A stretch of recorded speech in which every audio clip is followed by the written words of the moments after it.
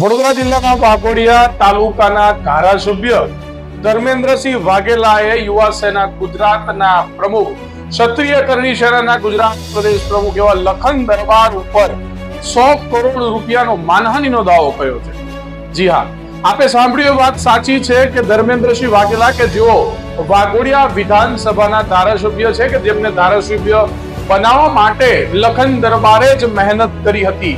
લખન દરબારના કેટલાક યુવાનો ફોલોઅર્સના કારણે ધર્મેન્દ્રસિંહ વાઘેલા જ્યારે ધારાસભ્ય બન્યા છે ત્યારે ધારાસભ્ય બન્યા પછી એ જ લખન દરબાર ઉપર ધર્મેન્દ્રસિંહ વાઘેલા દ્વારા 100 કરોડ રૂપિયાનો માનહાનિનો દાવો કરવામાં આવ્યો। ધર્મેન્દ્રસિંહ વાઘેલા લગભગ ભૂલી ગયા છે કે એ જ લખન દરબારના કારણે તેઓ વાઘોડિયા વિધાનસભામાં ધારાસભ્ય બની શક્યા છે। કારણ કે આપ સૌ જાણો છો એમ કે ધર્મેન્દ્રસિંહ વાઘેલાની ચૂંટણીની એક પણ રેલી અથવા તો એક પણ કાર્યક્રમ લખન દરબાર વિનાનો હતો જ નહીં। એમાં મુખ્ય આયોજન લખન દરબાર કરતા હતા। ત્યારે મહત્વની અપડેટ કે ધર્મેન્દ્રસિંહ વાઘેલા વાઘોડિયાના ધારાસભ્ય તેમને લખન દરબાર પર 100 કરોડનો માનહાનિનો દાવો કર્યો છે।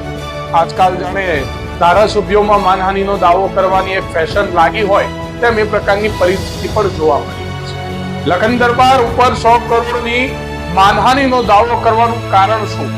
કેનાલના ભ્રષ્ટાચાર બતાવ્યો હતો એ વાઘોડિયાના જન સુધી પહોંચી વાઘોડિયા તાલુકાની જનતાને પડતી તકલીફો સરકાર સુધી પહોંચાડી એ કે પછી વાઘોડિયા વિધાનસભામાં આગામી 2027માં લખન દરબાર મજબૂત દાવેદાર જોવા મળી રહ્યા છે।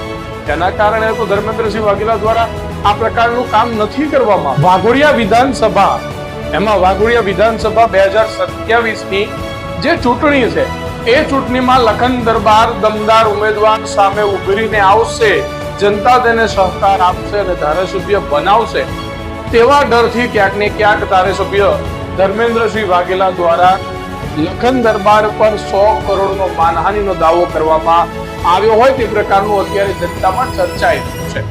દર્શક મિત્રો, લખન દરબારનો અમે સંપર્ક કર્યો અને તેઓ પાસે જાણકારી મેળવી કે ધારાસભ્ય 100 કરોડનો માનહાનિનો દાવો કર્યો છે તો આપ હવે શું કરશો?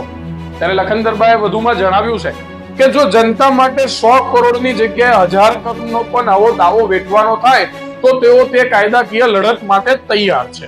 ને લખન દરબારે વધુમાં જણાવ્યું છે કે આ બાબતે આવતીકાલે તેઓ પ્રેસ કોન્ફરન્સ કરશે અને પ્રેસ કોન્ફરન્સના માધ્યમથી પણ લોકોને આ બાબતે અવગત કરશે, ઘણી બધી માહિતી આપવા જઈ રહ્યા છે। ત્યારે એક સવાલ એવો ઉભો થાય છે કે જે જનતાના પ્રતિનિધિ, જનતાના સેવક ઇઝ ઇક્વલ ટુ જનતાના નોકર, કે જેને જનતાએ ચૂંટણી કરી ચૂંટ્યા છે અને જનતાની સેવા કરવા માટે તેઓને કોઈક હોદ્દા પર મૂક્યા છે, એ આખરે હંમેશા જનતાની સામે આવતા હોય છે। કારણ કે મિત્રો, આપણે સૌ જાણીએ છીએ કે એ ઠાઠ બાઠ જેની પાસે વિધાનસભામાં જતા પહેલા 10-15 લાખની ગાડી હોય અથવા તો ન હોય એવા કેટલાય ધારાસભ્યો છે કે જેમને વિધાનસભા પ્રથમ જીત્યા પછી 1-1 કરોડની ગાડી નાખી છે। તો તમારા અને મારા મનમાં એ સવાલ તો છે જ કે 1 કરોડની ગાડી આવી ક્યાં છે? દર્શક મિત્રો, ઘણું બધું છે, પરંતુ મહત્વનો મુદ્દો એ જ છે કે લખન દરબાર ઉપર વાઘોડિયા ધારાસભ્ય દ્વારા 100 કરોડનો માનહાનિનો દાવો કરવામાં આવ્યો છે। ત્યારે વાઘોડિયા વિધાનસભાની જનતાને કહેવું છે કે વિચાર કે લખન દરબારે વાઘોડિયા ધારાસભ્યના કયા 100 કરોડનું નુકસાન?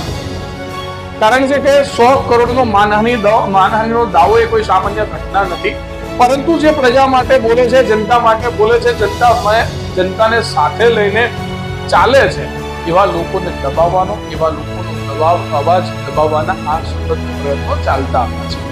ત્યારે વાઘોડિયાના ધારાસભ્ય શ્રી ધર્મેન્દ્રસિંહ વાઘેલા દ્વારા કહી શકાય કે લખન દરબાર ઉપર 100 કરોડનો માનહાનિનો દાવો કરવામાં આવ્યો છે, જેના લીધે જેની આગળની અપડેટ લખન દરબાર પોતે આપશે, પરંતુ મહત્વના સમાચાર ક્ષત્રિય કરણી સેના પરિવારના પ્રમુખ એવા લખન દરબાર ઉપર હાલ વાઘોડિયા વિધાનસભાના ધારાસભ્ય દ્વારા 100 કરોડનો માનહાનિનો દાવો કરવામાં આવ્યો છે। જો કે લખન દરબારે કહ્યું છે માત્ર 100 કરોડ નહીં, તેઓ 1000 કરોડનો દાવો સહન કરવા, તેની સામે કાયદાકીય લડત આપવા માટે પણ તૈયાર છે અને વાઘોડિયાની જનતા માટે તેઓ કંઈ પણ કરવા માટે તૈયાર છે। પરંતુ મારો આપ સૌ જનતાને સવાલ છે, એક ધારાસભ્ય, એક જાગૃત નાગરિક ઉપર 100 કરોડનો માનહાનિનો દાવો કર્યો છે, ત્યારે આ યોગ્ય છે, અયોગ્ય છે કે 100 કરોડનો માનહાનિનો દાવો કરવો એ ધર્મેન્દ્રસિંહ વાઘેલાને કેમ કરવો પડ્યો તેનો જવાબ આ કોમેન્ટના માધ્યમથી આપી શકો છો, કારણ કે આ તમામ કોમેન્ટ તમામ નેતાઓ વાંચતા હોય છે.